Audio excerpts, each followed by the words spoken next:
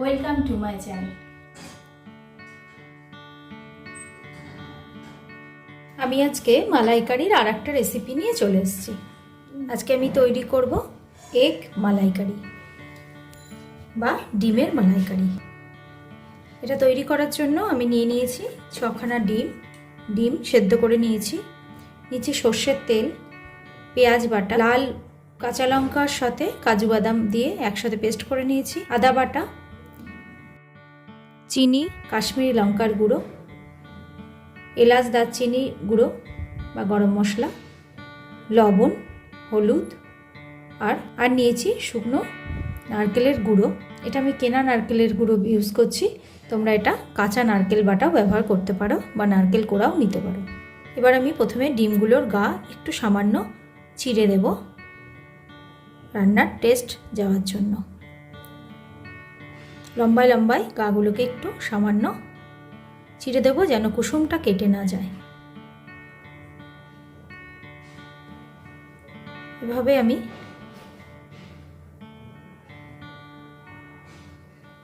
চিড়ে নেব, এর ভেতর মালাইকারি সুন্দর টেস্টটা ঢুকে যাবে। ডিম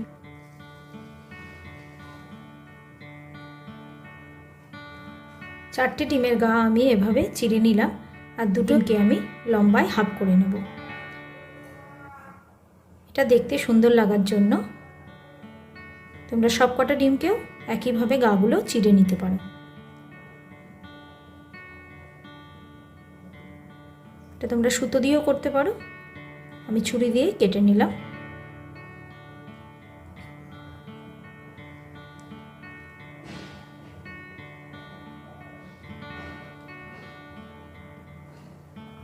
কড়াইয়ে দিয়ে দেব সর্ষের তেল।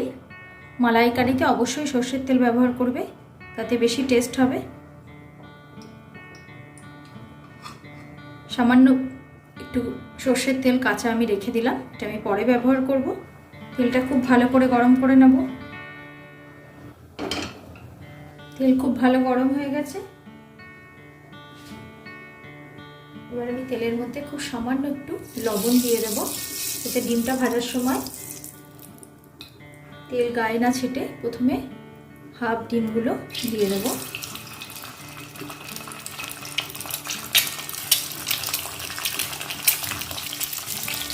ডিমটা একটু উল্টে আর একটা পাশ একটু ভেজে নেব।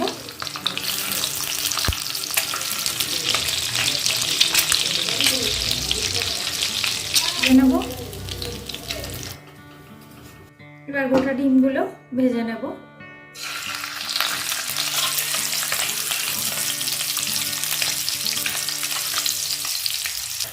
ডিমটা হালকা করে ভেজে নেওয়া হয়ে গেছে। এবার আমি ডিম কটা তুলে নেব।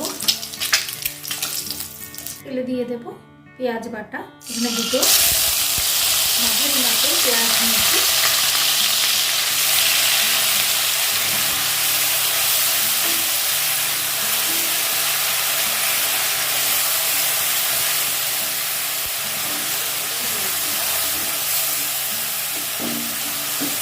আমি এতে কোনো রসুন ইউজ করবো না, কারণ রসুন ব্যবহার করলে মালাইকারির যে নারকেলের টেস্ট সেটা পাওয়া যায় না।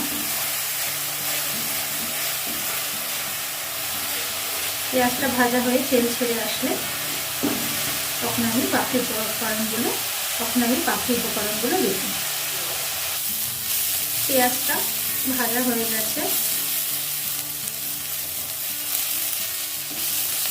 এবার এতে দিয়ে দেব আদা,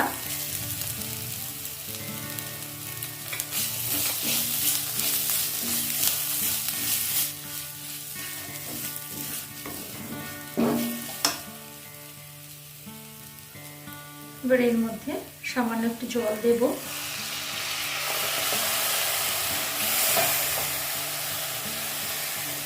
এবার বাকি মশলাগুলো একে একে দিতে থাকবো। দেব সামান্য লবণ,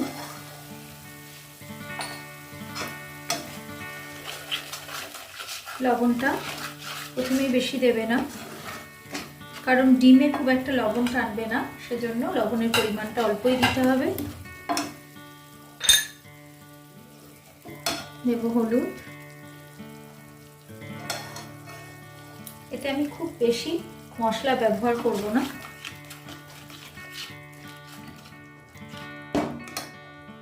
কাশ্মীরি লঙ্কার গুঁড়ো,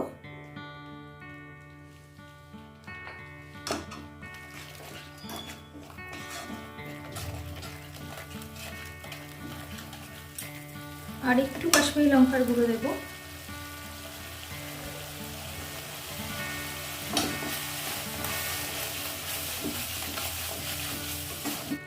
এবার দেব শুকনো কাঁচা লঙ্কা বা লাল হয়ে যাওয়া কাঁচা লঙ্কা আর কাজুর যে পেস্টটা বানিয়ে রেখেছিলাম সেটা দিয়ে দেবো। মিক্সির কন্টেনারটার গায়ে অনেকটাই কাজু বাদাম বাটা লেগে থাকে, সেটা ওয়েস্ট না করে জল দিয়ে ধুয়ে সেটা দিয়ে দিলাম।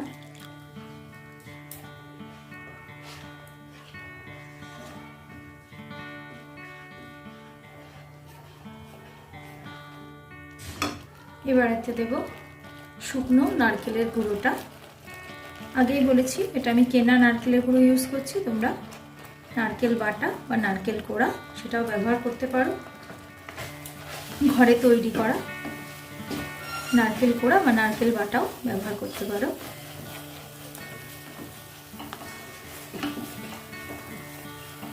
এতে যেহেতু আমি ড্রাই নারকেলটা ইউজ করেছি সেজন্য এর মধ্যে আমি খানিকটা দুধ ব্যবহার করব। তোমরা এতে কোকোনাট মিল্কও ব্যবহার করতে পারো। এতে জল ব্যবহার করলে টেস্টটা জলও লাগবে, সেজন্য দুধ ব্যবহার করাই খুব ভালো হবে। এতে আমি আরেকটু দুধ দেব। এবার এতে আমি প্রথমে গোটা ডিমগুলো দিয়ে দেব।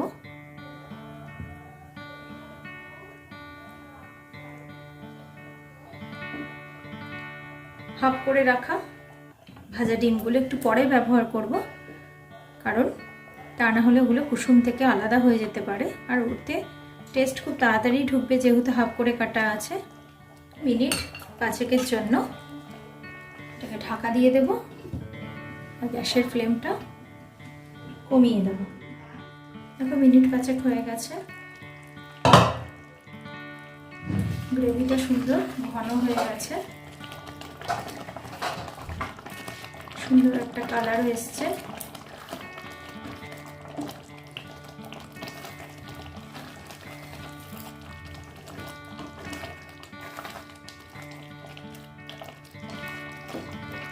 ডিমের মালাইকারি রান্না করা প্রায় কমপ্লিট। এবার আমি দিয়ে দেব চিনি। মালাইকারি একটু মিষ্টি মিষ্টি টেস্টের হয়, আর একটু মনে হচ্ছে চিনি লাগবে। দিয়ে দেবো এলাচ দারচিনি গুঁড়ো,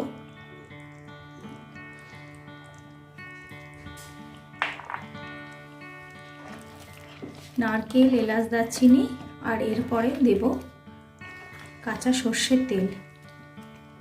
এটাই মালাইকারির আসল টেস্ট আমার মনে হয়।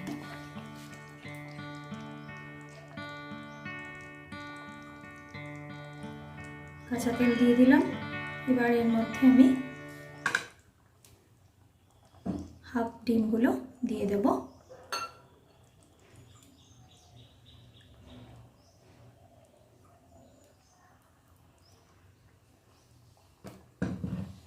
একটু সামান্য ডিমগুলোকে গ্রেভির মধ্যে ডুবিয়ে দেব।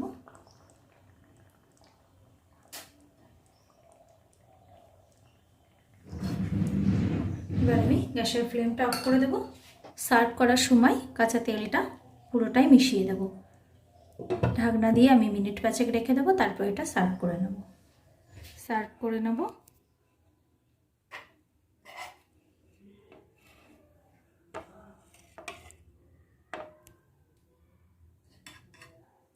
এগ মালাইকারির এই রেসিপিটা তোমাদের কেমন লাগলো আমাকে অবশ্যই কমেন্ট বক্সে জানিও। আর আমার চ্যানেলটা ভালো লাগলে লাইক শেয়ার সাবস্ক্রাইব তো করবেই।